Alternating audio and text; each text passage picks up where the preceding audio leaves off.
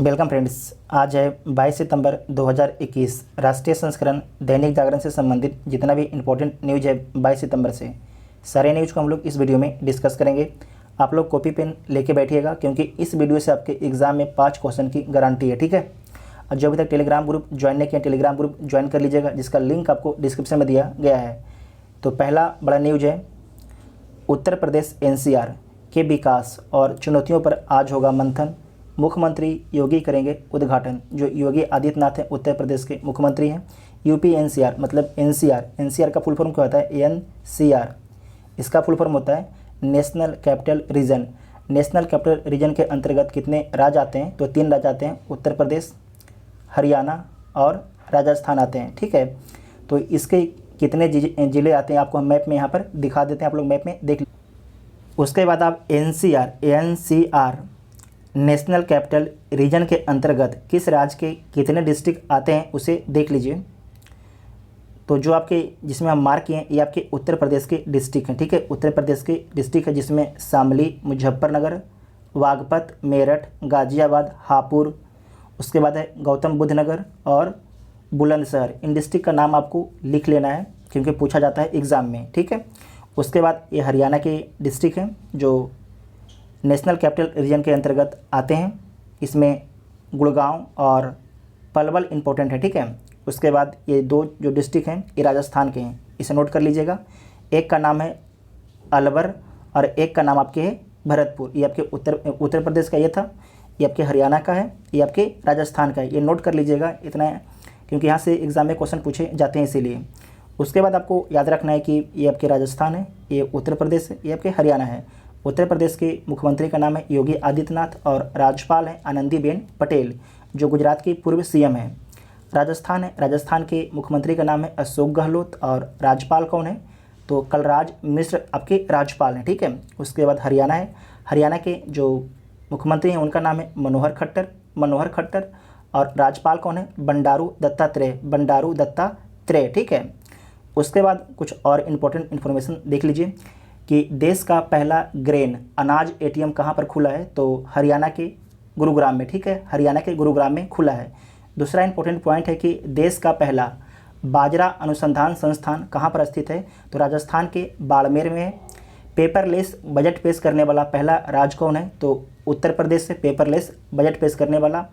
उसके बाद है कि भारत की पहली ड्राइवर रहित मेट्रो कहाँ चली है? तो दिल्ली में चली है। कहाँ पर चली है? दिल्ली में चली है। ठीक है, उसके बाद आप यहाँ पर जो राजस्थान है इसकी सीमा गुजरात, मध्य प्रदेश, उत्तर प्रदेश, हरियाणा, पंजाब और एक केंद्र शासित प्रदेश दिल्ली से भी लगती है और इंटरनेशनल सीमा आपकी पाकिस्तान से लगती है। उसी प्रकार से आपको उत्तर प्रदेश और हरियाणा की लोकेशन को देखना है, उसकी किस किस राज्यों से उसकी सीमा लगती है। ठीक है, आइए देखते हैं नेक्स्ट न्यूज।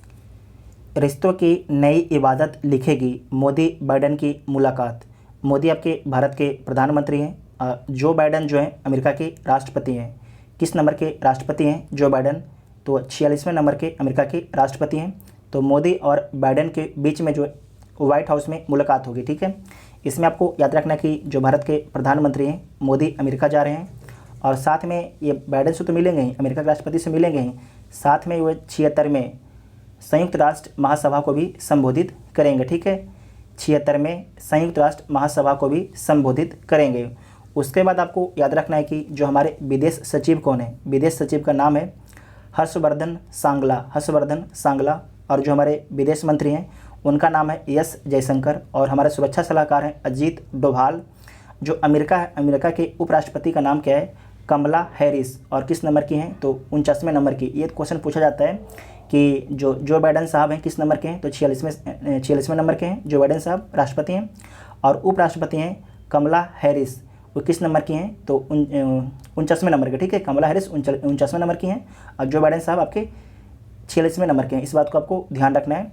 साथ में जो अमेरिका है उसका राजधानी कहाँ पर है? तो वाशिंगटन डीसी आपके अमेरिका की राजधानी है। कल हम लोग अमेरिका का मैप देख चुके हैं। ठीक है, आइए देखते हैं नेक्स्ट। सार्क देशों के विदेश मंत्रियों की बैठक रद्द। ये बैठक कहाँ होने वाली थी? तो ये बैठक आपके यूएसए में होने वाली थी, संयुक्त राष्ट्र महासभा के इतर अलग। ठीक है, रद्द क्यों हो गई, तो अफ़गानिस्तान के प्रतिनिधियों को लेकर दुविधा थी कि जो अफ़गानिस्तान के प्रतिनिधि हैं शामिल होंगे कि नहीं होंगे। इसके कारण, दुविधा के कारण जो है सार्क देशों की जो विदेश मंत्री की बैठक थी उसे रद्द कर दिया गया है। अब आपको समझना है सार्क के बारे में, ठीक है। सार्क SARC, ठीक है, RC। जो सार्क है इसका फुल फॉर्म क्या होता है, तो the south Asian association for regional corporation इसका फुल फॉर्म होता है, जिसे हिंदी में बोलते हैं दक्षिण एशियाई क्षेत्रीय सहयोग संगठन। जो सार्क है इसके बारे में याद रखिएगा कि इकोनॉमिक एंड पॉलिटिकल ऑर्गेनाइजेशन है, इकोनॉमिक एंड पॉलिटिकल ऑर्गेनाइजेशन है। जो सार्क है इसकी स्थापना कब की जाती है, तो 1985 में इसकी स्थापना की जाती है। और इसका हेडक्वार्टर कहाँ पर है, काठमांडू में इसका हेडक्वार्टर है। और इसमें कितने मेंबर हैं, तो 8 मेंबर हैं। कौन कौन मेंबर हैं इसे आप मैप में देख लीजिए। आप यहाँ पर सार्क का फुल फॉर्म देख लीजिए, south Asian association for regional corporation, ठीक है। ये आपके 8 कंट्री हैं। आप मैप में यहाँ पर 8 कंट्री को देख लीजिए। अफ़गानिस्तान है, पाकिस्तान है, नेपाल है, भूटान है, बांग्लादेश है, श्रीलंका है और मालदीव है। इसमें आपको याद रखना है कि जो अफ़गानिस्तान है, अफ़गानिस्तान को सबसे लास्ट में शामिल किया गया है। कब शामिल किया गया है, 2007 में इसे 8वां देश के रूप में शामिल किया गया था। इतना आप सभी को याद रखना है, ठीक है। देखिए नेक्स्ट न्यूज, भारत ने ब्रिटेन की जवाबी कदम उठाने की दी चेतावनी। इसमें आपको ध्यान रखना है कि जो भारत के विदेश सचिव हैं हर्षवर्धन सांगला, ठीक है, हर्षवर्धन सांगला, और ब्रिटेन के विदेश मंत्री का नाम है एलिजाबेथ ट्रस, ठीक है, एलिजाबेथ ट्रस। इनके बीच जो है मुलाकात होती है USA में, ठीक है। और इस मुलाकात में जो भारत के विदेश सचिव हैं हर्षवर्धन सांगला बोलते हैं कि कोविशील्ड जो वैक्सीन है, जो भारत के बनाती है सीरम इंस्टीट्यूट पुणे, तो जो भी व्यक्ति अगर कोविशील्ड वैक्सीन लेके, भारत का व्यक्ति अगर ब्रिटेन जाता है तो वहाँ पर जो है एक नियम बना दिया गया कि 10 दिन उस व्यक्ति को आइसोलेशन में रखा जाएगा। इससे तो क्या जानकारी लगता है कि जो भारत का वैक्सीन है कोविशील्ड, एक तरीके से उसका इज्जत दिया नहीं जा रहा है, ठीक है। तो जो भारत के विदेश सचिव हैं हर्षवर्धन सांगला, उनके द्वारा बोला गया कि जो आप ये नियम लाए हैं, जो उनके विदेश मंत्री हैं उनको बोला इनको आप वापस ले लीजिए। अगर वापस आप नहीं लेते हैं तो जो भी आपके नागरिक, जो अगर ब्रिटेन के नागरिक भारत आते हैं तो हम भी बोलेंगे कि अगर क्यों ना दोनों डोज क्यों ना लिए हुए वैक्सीन का, उन्हें भी हम बोलेंगे कि आप 10 दिन आइसोलेशन में रहिए, ठीक है। इसीलिए बोला गया कि भारत ने ब्रिटेन को दी जवाबी कदम उठाने की चेतावनी। समझ गए। उसके बाद नेक्स्ट न्यूज है कि काबुल पर तालिबान के कब्जे के बाद भारत भेजी गई थी हीरोइन की खेप। इसमें आपको याद रखना है कि DRI राजस्व खुफिया महानिदेशालय ने टेलकम पाउडर की आड़ में भेजी गई 3000 kg हीरोइन मुद्रा पोर्ट से की जब्त। जो मुद्रा पोर्ट है ये किस राज्य में स्थित है, तो गुजरात राज्य में स्थित है। इसमें आपको ध्यान रखना है कि जो काबुल पर तालिबान, जब जो काबुल है अफ़गानिस्तान की राजधानी है, जब तालिबान के कब्जा हो गया उसके बाद जो है हीरोइन का खेप जो है भारत में भेजा गया, जिसे कहाँ पर जब्त कर लिया गया है, तो गुजरात के मुंद्रा पोर्ट पर जब्त कर लिया गया है। और 3000 kg था और इसका मूल्य कितना होता है, करीब 21,000 करोड़ रुपया इसका मूल्य होता है। उसके बाद आपको और भी ध्यान रखना है कि बोला जा रहा है कि ये तो जो 3000 kg पकड़ा गया, ठीक है, 3000 kg तो पकड़ा गया, लेकिन उससे पहले ही भारत में जो है टेलकम पाउडर के माध्यम से जो है, टेलकम पाउडर के माध्यम से ही 25,000 kg भारत में जो है हीरोइन आ चुका है, भारत के अंदर एंट्री कर चुका है 25,000 kg हीरोइन, ठीक है। और कितने मूल्य के हैं, करीब 70,000 करोड़ रुपये के मूल्य के हैं, ठीक है, 70,000 करोड़ रुपये मूल्य के ये हीरोइन का, इतना जो 25,000 kg जो हीरोइन है इसका दाम है 70,000 करोड़ रुपये। देखिए जो हीरोइन होता है उससे हमारे जो देश के युवा हैं वो बर्बाद होते हैं, ठीक है। तो अगर अब जो भी हीरोइन अगर लेता है, कोई नशा भी करता है, तो प्लीज़ आप लोग नशा वशा मत कीजिए। उसके बाद हम आपको दिखाते हैं 2 ट्रायंगल है जो सबसे अधिक नशा को आयात निर्यात करते हैं, ठीक है। वो ट्रायंगल को देख लीजिए। पहला है आपका गोल्डन क्रिसेंट। गोल्डन क्रिसेंट में कौन कौन सा देश आते हैं, तो ईरान, अफ़गानिस्तान और पाकिस्तान आते हैं। अफ़गानिस्तान जो है पूरे ओपीएम का 80% से अधिक का उत्पादन करता है, ठीक है। 80% से अधिक का उत्पादन अकेले जो है ओपीएम का उत्पादन अफ़गानिस्तान करता है। तो तीनों कंट्री का नाम याद रखेगा, एग्जाम में पूछा जाता है। उसके बाद है गोल्डन ट्रायंगल। गोल्डन ट्रायंगल में आपके बर्मा, थाईलैंड और लाओस आते हैं, ठीक है। कहीं कहीं पर आपके वियतनाम भी मिल जाएगा, तो अगर वियतनाम आपके ऑप्शन में आ जाएगा तो वियतनाम भी आपके सही होगा, ठीक है। जब भी आपको ऑप्शन में देगा तो 3 ही देगा, वियतनाम नहीं देगा, ठीक है। अगर देगा तो वियतनाम भी आपके सही होगा, क्योंकि वियतनाम भी जो है गोल्डन क्रिसेंट में आता है, क्योंकि वियतनाम भी जो है अब बहुत ज़्यादा ड्रग्स से प्रभावित हो रहा है, ठीक है। इतना आप सभी को याद रखना है। अब देखिए नेक्स्ट न्यूज। सितंबर के मध्य में आर वैल्यू 1 से नीचे आया, तो आपके लिए जानना है आर वैल्यू क्या होता है। जैसे कि 100 व्यक्ति कोरोना से संक्रमित हो गया, तो 100 व्यक्ति कितने लोग को कोरोना फैला देगा। पहले था 100 व्यक्ति 137 लोगों को कोरोना फैला देगा, लेकिन अब जो है 100 व्यक्ति जो है अब 92 व्यक्ति को कोरोना फैलाएगा। इसका मतलब जो है कोरोना का जो आर वैल्यू है कम हो गया, ठीक है। इतना आपको याद रखना है। नेक्स्ट न्यूज है कि आकस का क्वाड के कामकाज पर कोई असर नहीं होगा। भारत के द्वारा बोला गया है कि आकस का क्वाड के कामकाज पर कोई भी असर नहीं होगा। जो आकस है, आकस में कौन कौन सा देश शामिल है, तो यूएसए, ठीक है, उसके बाद ब्रिटेन और ऑस्ट्रेलिया शामिल है।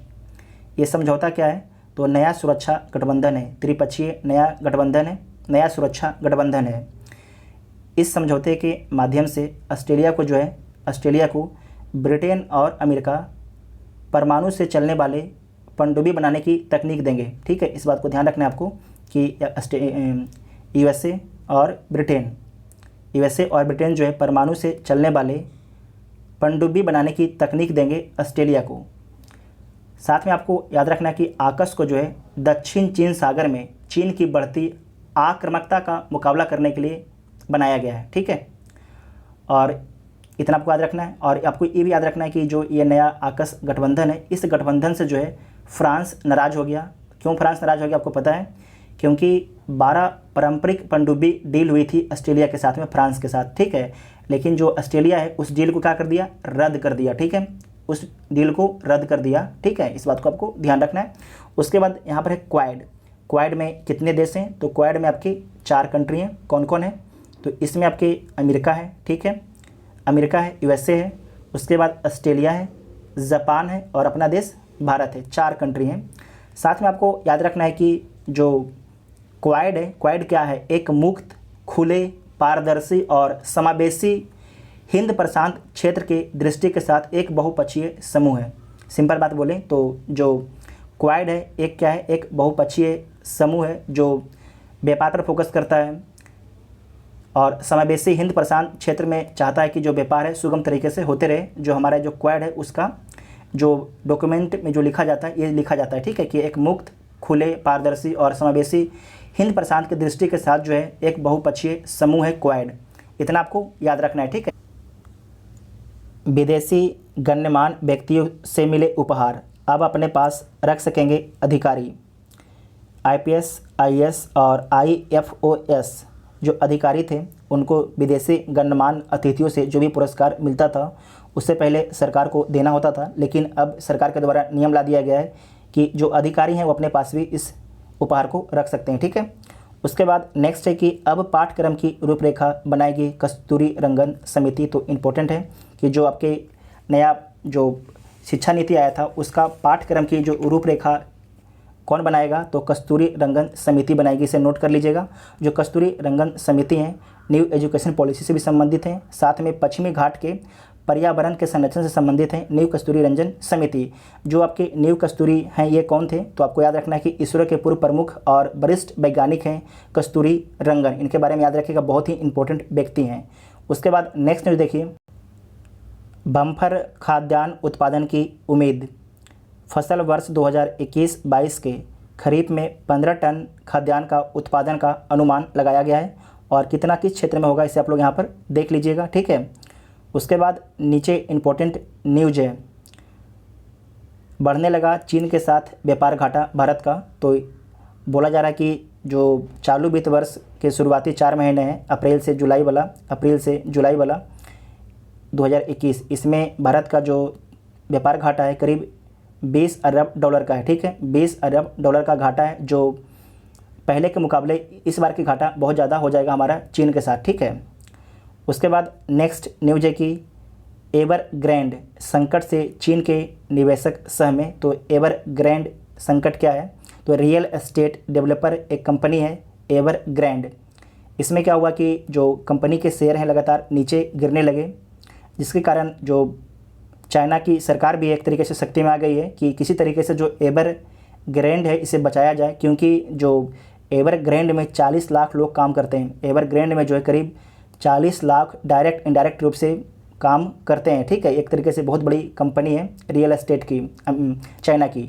साथ में आपको याद रखना है कि जो एवरग्रांडे संकट है इसकी जो तुलना की जा रही है सब प्राइम, जो अमेरिका में 2008 में सब प्राइम क्राइसिस आया था उससे इसकी तुलना की जा रही है। सब प्राइम क्राइसिस में क्या था कि अमेरिका की एक कंपनी थी लीमैन ब्रदर, ठीक है।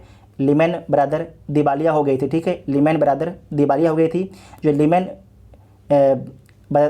लीमैन ब्रदर्स कंपनी है ये भी आपके रियल एस्टेट की ही कंपनी थी, लेकिन बाद में जो अमेरिका की सरकार है पूरा पैसा दे के जो है लीमैन ब्रदर्स को बाहर निकाला। तो जो एवरग्रांडे कंपनी है इसे भी चाइना की सरकार पैसा देगी और इसे बाहर निकालने का प्रयास करेगी, क्योंकि अगर नहीं निकालती है तो करीब 40 लाख लोगों की नौकरी चली जाएगी एक बार में, जो चाइना इतना बड़ा अफोर्ड नहीं कर सकता है। कोई भी कंट्री जो अगर जॉब चला जाता है तो अफोर्ड नहीं कर सकता है, ठीक है। उसके बाद नेक्स्ट न्यूज है कि रिन्यूएबल एनर्जी के क्षेत्र में अंबानी को टक्कर देने उतरे अडानी, ठीक है। तो अडानी ग्रुप के द्वारा घोषणा किया गया है कि 10 वर्षों में जो है रिन्यूएबल एनर्जी के क्षेत्र में जो है 20 अरब डॉलर का निवेश करेंगे, करीब 1.5 लाख करोड़ रुपए का निवेश करेंगे। और इनके द्वारा बोला गया है अडानी ग्रुप के द्वारा कि 2030 तक जो है जितने भी अडानी ग्रुप के डाटा सेंटर है सारे आपकी रिन्यूएबल एनर्जी से चलेंगे। इसका पहले आपको हम इसके बारे में आपको और पढ़ाए थे एक न्यूज़ मुकेश अंबानी के बारे में, ठीक है। आज तो हम लोग अडानी के ग्रुप के बारे में जान लिए यहाँ पर। इसका पहले एक न्यूज़ आया था मुकेश अंबानी के बारे में। तो मुकेश अंबानी ने बोला था कि हम रिन्यूएबल एनर्जी पर जो है आत्मनिर्भर हो जाएंगे, और इन्होंने बोला था कि हम जो है अगले 3 वर्षों में 2021 से 3 वर्षों में अगले हम 3 वर्षों में जो है हम 10 अरब डॉलर का निवेश करेंगे रिन्यूएबल एनर्जी में। करीब 75,000 करोड़ रुपये का हम निवेश करेंगे रिन्यूएबल एनर्जी में, मुकेश अंबानी के द्वारा बोला गया था, ठीक है। मुकेश अंबानी की जो कंपनी है रिलायंस इंडस्ट्री लिमिटेड उसके द्वारा ये बात बोला गया था, ठीक है। इतना आप सभी को याद रखना है। उसके बाद नेक्स्ट न्यूज़ देखिए, एक यहाँ पर देखिए एक इंटरेस्टिंग न्यूज़ है कि गाँव की सभी महिलाओं के कपड़े मुफ्त धोने की शर्त पर जमानत। एक जमानत किसे मिला है? तो एक व्यक्ति था जो एक महिला के साथ दुष्कर्म करना चाहता था लेकिन सफल नहीं हुआ और वो जेल चला गया। तो जमानत कोर्ट उसको इसी शर्त पर दी कि जितने भी गांव में महिलाएं हैं उसका कपड़ा वो 6 महीने तक धोएगा, ठीक है। 6 माह तक अगर उस सभी महिलाओं का कपड़ा धोता है तो जमानत उसका बना रहेगा। अगर कपड़ा नहीं धोएगा तो उसकी जमानत रद्द कर दी जाएगी और वापस उसे जेल में डाल दिया जाएगा, ठीक है। उसके बाद नेक्स्ट यहाँ पर है कि सेना का हेलीकॉप्टर दुर्घटनाग्रस्त हो गया है और पायलट और सह पायलट दोनों जो पायलट थे दोनों शहीद हो गए हैं। और जो हेलीकॉप्टर है इसका नाम क्या था? तो इस हेलीकॉप्टर का नाम है चेतक, ठीक है। चीता। इस हेलीकॉप्टर का नाम आपके चीता हेलीकॉप्टर है, ठीक है। ये जम्मू कश्मीर में क्रैश किया है। अभी आप एक न्यूज़ सुन रहे होंगे कि जो सेमीकंडक्टर है उसका भारत में संकट हो गया, जिसके कारण जो गाड़ियाँ हैं उनकी जो बनने की रफ्तार है धीमी हो गई है, ठीक है। सेमीकंडक्टर किससे बना होता है? तो जो सेमीकंडक्टर होता है सिलिकॉन से बना होता है। और इसके बारे में अगर आप लोग पढ़ना चाहते हैं तो पढ़ लीजिएगा। इसका PDF हम टेलीग्राम ग्रुप पर दे देंगे, आप लोग वहाँ से डाउनलोड कर लीजिएगा, ठीक है। नेक्स्ट न्यूज़ है अंतर्राष्ट्रीय पेज से कि तालिबान की अंतरिम सरकार में नए मंत्री उप मंत्री बढ़ाए गए जबकि महिलाओं को कोई जगह नहीं दिया गया, ठीक है। यहाँ पर आप एक फ़ोटो देख रहे हैं। इस फ़ोटो में आप देखिए कि कुछ बच्चे जो हैं इस कूड़े के जो गाड़ी लगा हुआ है इससे कुछ खाने चुन रहे हैं, ठीक है, खाने के लिए, क्योंकि इनके पास खाने के लिए कुछ भी नहीं है। देखिए मेरा कहने का अर्थ ये है कि मानवता को इतना शर्मसार नहीं करना चाहिए कि कोई भी इंसान को इज्जत तरीके से खाना भी ना मिल सके। तो जितना भी दुनिया के अन्य कंट्री हैं उन सभी को एक साथ आना चाहिए और अफ़गानिस्तान की जो आम जनता है उनकी मदद करनी चाहिए, क्योंकि अफ़गानिस्तान में बहुत बड़ा फूड क्राइसिस आने वाला है। उसके बाद नेक्स्ट न्यूज़ है कि पेरिस समझौते की प्रतिबद्धता पूरी करे विकसित देश।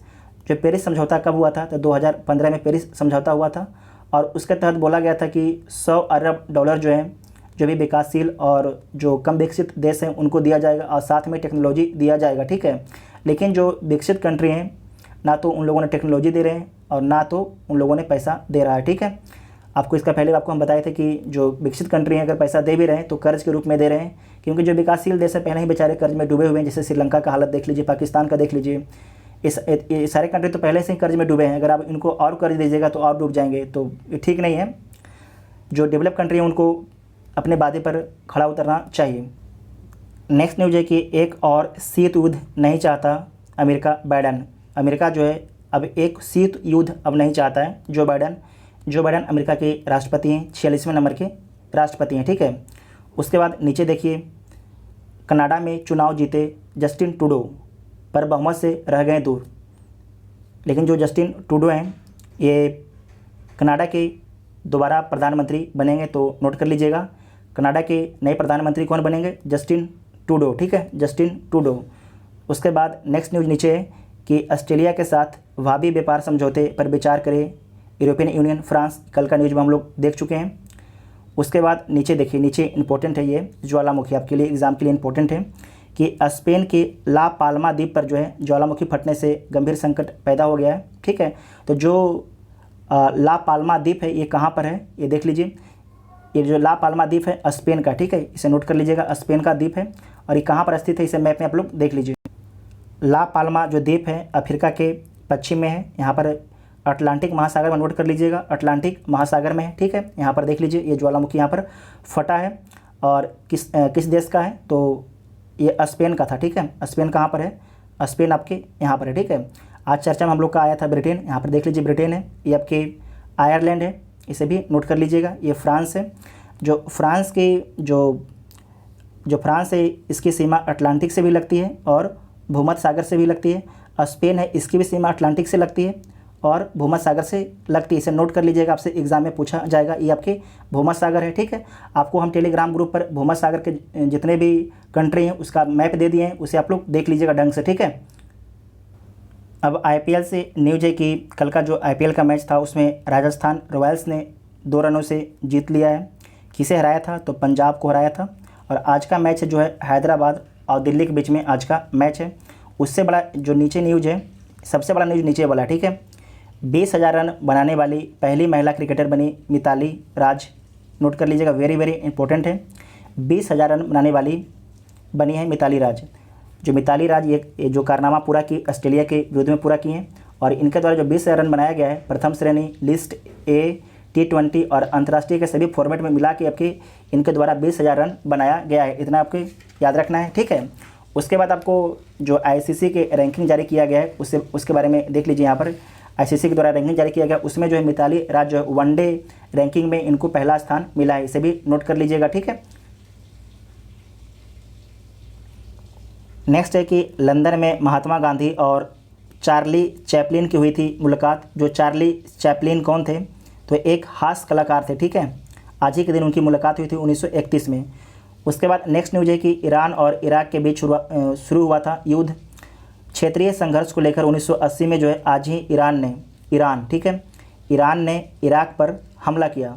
ईरान कहाँ पर है? ये आपके यहाँ पर पर्शियन गल्फ़ है, यहाँ पर आपकी इराक है, ये आपके ईरान है, ठीक है। तो क्या बोल रहा है कि क्षेत्रीय संघर्ष को लेकर 1980 में आज ही इराक ने ईरान पर हमला किया। जो इराक था ईरान पर हमला कर दिया था, ठीक है, हमला किया और इसने दोनों देशों में जंग का रूप ले लिया। जो हमला किया तो उसके बाद दोनों देश के बीच में जंग शुरू हो गया और इसमें लाखों सैनिकों और आम लोगों की जान गई थी। और युद्ध में जो है इराक ने रासायनिक हथियार प्रयोग किए। 8 साल तक चली लड़ाई 20 अगस्त 1988 को ख़त्म हो जाती है।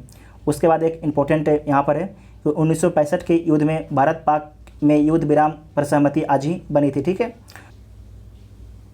उसके बाद है व्यायाम का साइड इफ़ेक्ट भी जाने, तो इसे खुद पढ़ लीजिएगा।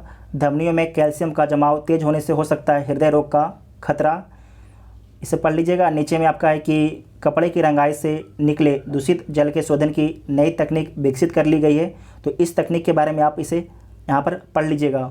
उसके बाद जो भी न्यूज़ जो है संस्करण ने कवर नहीं किया उसे हम लोग डिस्कस करते हैं, क्योंकि वहाँ से आपसे एग्जाम में क्वेश्चन पूछा जाएगा। हम चाहते हैं कि आप लोग जो सिर्फ मेरा चैनल देख रहे हैं तो आपका एक भी करंट अफेयर ना छूटे किसी भी एग्ज़ाम में, ठीक है। तो आइए देखते हैं। और इसके बाद जो सबसे बड़ा न्यूज़ है कि 2 और भारतीय समुद्र तटों को मिला अंतर्राष्ट्रीय ब्लू फ्लैग प्रमाणन, ठीक है। तो अब भारत में कितने ब्लू फ्लैग तट हो गए? तो भारत में अब 10 ब्लू फ्लैग तट हो गए। पहले कितने था? पहले आपके 8 था, पहले 8 था, ठीक है। ये बीपीएससी के द्वारा पूछा हुआ सवाल है। 66वां बीपीएससी के द्वारा क्वेश्चन पूछा गया था, 66वां बीपीएससी के द्वारा क्वेश्चन पूछा गया था। जो 2 तट कौन कौन है, तो तमिलनाडु में कोवलम है और पांडुचेरी में ईडन है, ठीक है। पांडुचेरी में ईडन है, इसे नोट कर लीजिएगा।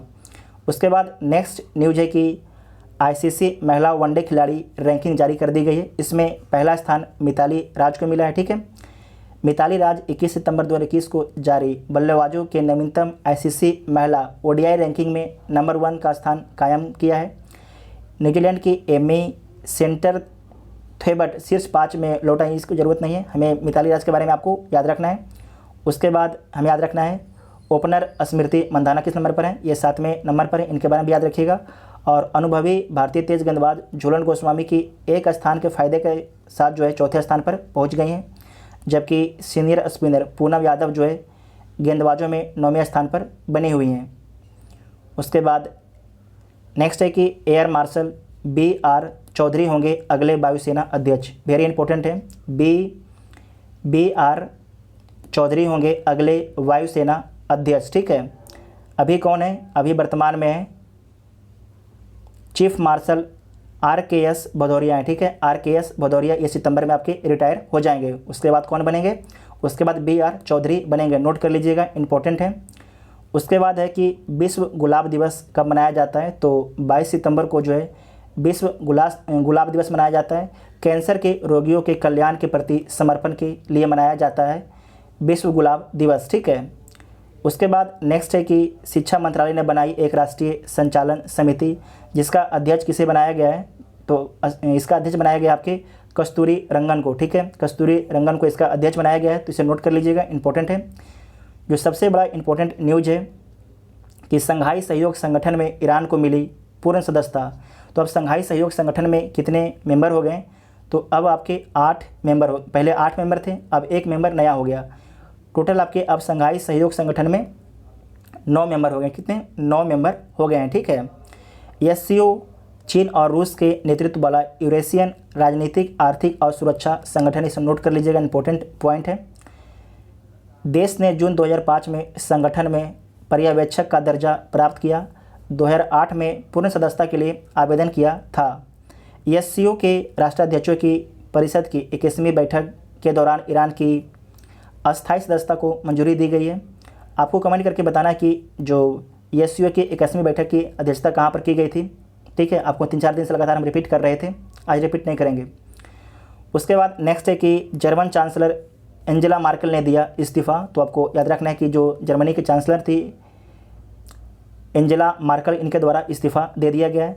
German chancellor Angela Merkel Germany की सरकार के प्रमुख के रूप में 16 साल की सेवा के बाद जो है 2021 में अपना पद छोड़ दिया है, ठीक है।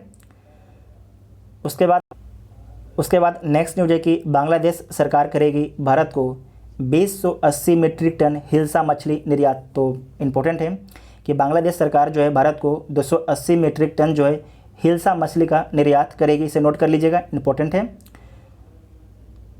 उसके बाद यहाँ पर है ADB एशियन डेवलपमेंट बैंक ने नेपाल में बिजली आपूर्ति के आधुनिकीकरण के लिए $60 मिलियन के ऋण की मंजूरी दी है। तो इम्पोर्टेंट है कि एशियन डेवलपमेंट बैंक ने जो है नेपाल में बिजली आपूर्ति के लिए आधुनिकीकरण के लिए $60 मिलियन के ऋण को मंजूरी दे दी है। तो इम्पोर्टेंट है, इसे नोट कर लीजिएगा, ठीक है। नेक्स्ट न्यूज है कि एम्ब्रेन ने बॉलीवुड अभिनेत्री दिशा पाटनी को बनाया अपना ब्रांड एम्बेसडर, ठीक है। भारत में जो है इनको अपना ब्रांड एम्बेसडर बनाया है एम्ब्रेन ने। जो एम्ब्रेन है, एम्ब्रेन परिवार में शामिल होने वाली ये नवीनतम है। इसका पहले जो है रविंद्र जडेजा ब्रांड एम्बेसडर के रूप में शामिल हैं। उसके बाद नेक्स्ट न्यूज है गौतम अडानी को Ramkrishna Bajaj memorial global award मिला है, ठीक है। इंपॉर्टेंट है, गौतम अडानी को जो है Ramkrishna Bajaj memorial global award मिला है।